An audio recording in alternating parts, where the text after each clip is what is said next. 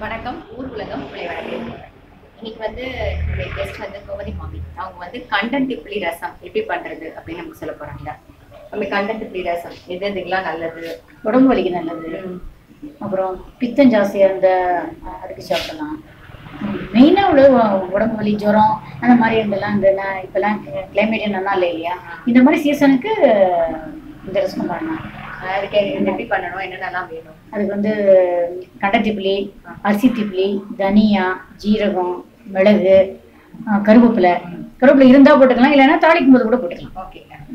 துவரம் பருப்பு எல்லாத்தையும் தனித்தனியாக ட்ரை இதில் வறுத்துட்டு, இலச்சட்டியில் வறுத்துட்டு, அப்புறம் எல்லாத்தையும் சேர்த்து போட்டு பொடிச்சிட்டு ஆமாம் புளி தண்ணி விட்டு புளி கரைச்சி நான் எப்படி பண்ணுவேன்னா, புளியை உருட்டி போட்டுட்டு அதில் கொதிச்சப்பறம் இந்த பொடியை போட்டு 2 நிமிஷம் கொதிச்சுப்பேன். இந்த வறுத்த பொடியாக இருக்குன்னா 2 நிமிஷம் கொதிச்சப்பறம் கொதிச்சப்பறம் நான் விளாவிட்டு கடுகு பெருங்காயம் சேர்த்து போட்டு கொதிச்சு, உப்பு பெருங்காயம் புளி தண்ணி எல்லாம் கொதிச்சுட்டு இருக்கும்போது இந்த பொடியை போட்டு அதுவும் நல்லா கொதிச்சு இதாகிடும்.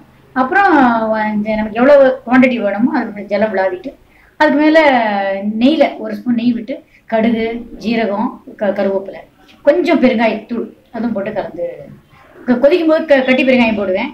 இறக்கும் போது இந்த மாதிரி வாசனையாக இருக்கிறதுக்காக நீங்களே எங்க கிச்சன் இன்னைக்கு வந்து நம்மளுடைய கெஸ்ட் கிச்சன்ல வந்து கண்டென்ட் இப்ளி ரசம் எப்படி பண்றது அப்படிங்கிறத நம்ம அடுத்த இதுல பார்க்கலாம்.